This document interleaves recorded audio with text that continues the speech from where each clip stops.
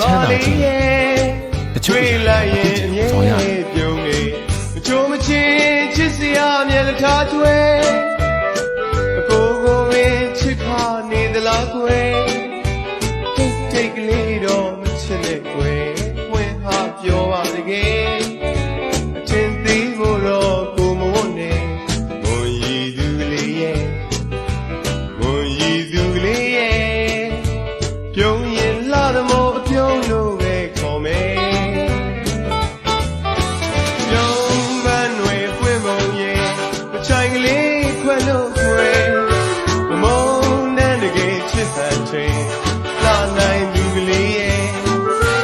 ကိုဘဝကိုစိုးပိုင်မယ်ဒီပဲဦးလာမြဲချေ